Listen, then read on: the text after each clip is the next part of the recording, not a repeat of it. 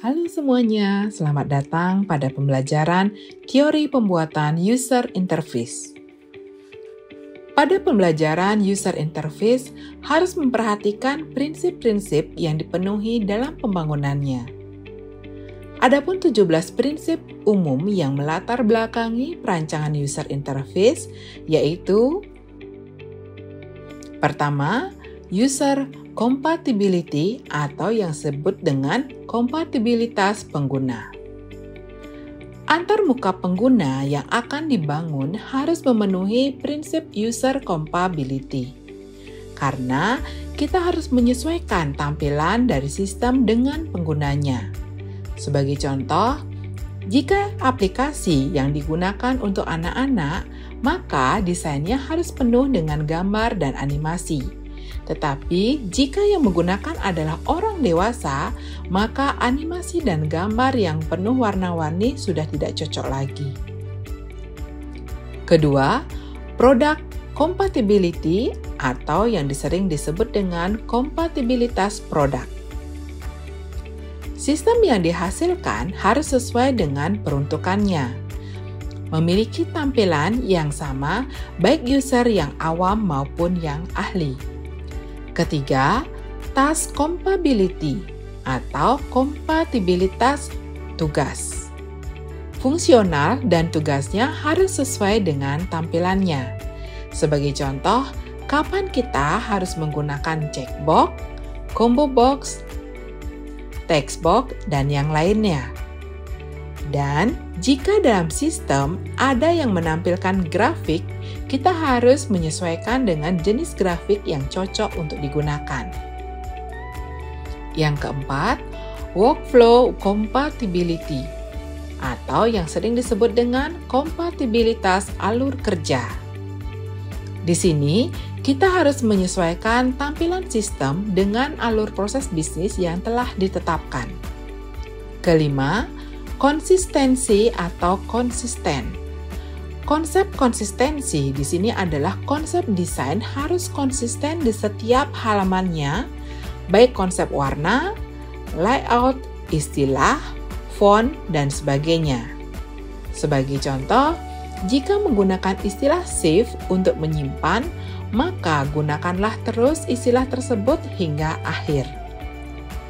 Keenam, familiarity atau keakraban. Desain disesuaikan dengan kebiasaan. Sebagai contoh, penggunaan icon save dengan gambar disket. Kemudian shortcut Ctrl+C untuk copy. Yang ketujuh, simplicity atau kesederhanaan. Dalam membangun suatu user interface harus sederhana, karena user lebih menyukai hal-hal yang bersifat sederhana tetapi berbobot. Sebagai contoh, web Google. Kedelapan, direct manipulation atau manipulasi langsung.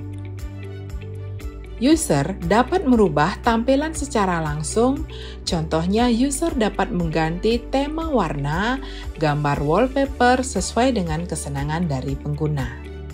Kesembilan, kontrol. Kesalahan user di dalam mengetik, salah entry merupakan hal yang biasa dilakukan oleh user. Oleh karena itu, kita harus mampu menanggulangi hal-hal tersebut.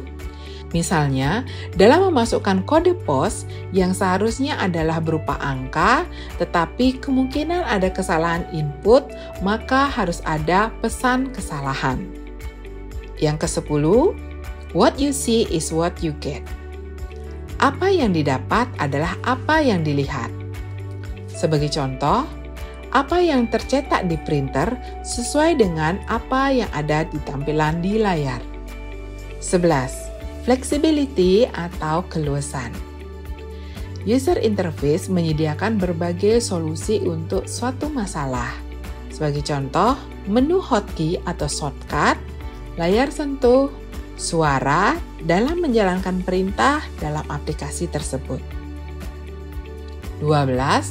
Responsiveness atau tanggapan. Sistem yang dibuat harus tanggap dari hasil inputan dari user. Sebagai contoh, jika user harus menunggu proses yang lama, maka akan perlu ada tampilan yang menenangkan bagi pengguna. Ke-13, invisible teknologi atau teknologi yang tak terlihat.